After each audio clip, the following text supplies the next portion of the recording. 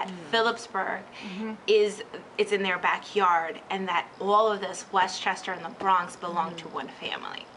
And then when they read the history of Philipsburg, which is part of your curriculum, to understand that the most amount of slaves were here in the north, that's what gets them. They're like, really? Because they do have this concept that slavery was only in the South. And then the other concept is the Underground Railroad, that they're all coming here. So to kind of, even in their stories, remind them there is no Underground Railroad. That, yes, there are two different types of people that live in any society, those that are for something and against it. So were there people who were up here who maybe did not believe in that? Yes. But the majority of the people still did believe in the institution. We were entrenched in the slave trade, and for them to understand that concept is like, really, here? They don't think of it because it's entrenched since elementary school. You know, the Underground Railroad, everybody went north to follow the North Star. Like, they all know that.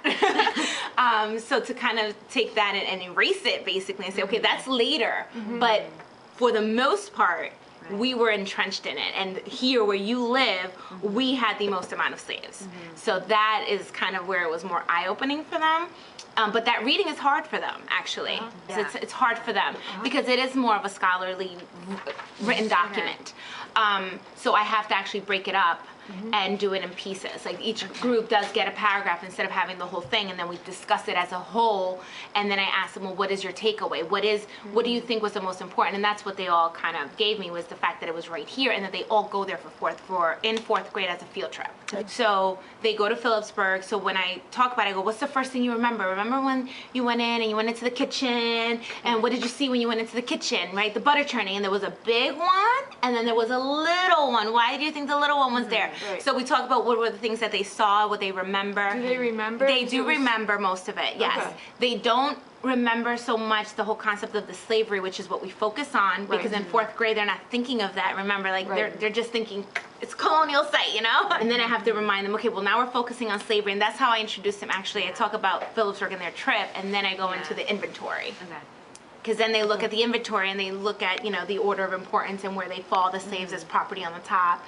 And they have fun actually analyzing that document, because they don't all understand the elders, like what their role is, why they're there, and I have to explain, well, the elders still have a big function, even though they can't technically work. They're teachers. They're the ones who are going to teach them their code of ethics, basically, how they're supposed to behave, how they're supposed to be subjects. This is how it's going to, and also their history, like it's passed down orally. So I wish, like, I was actually thinking, and I'm going to talk to my administrators about it, if we did it as an optional, the kids who want to go, because I think going there after having this curriculum makes you look at it in a different perspective.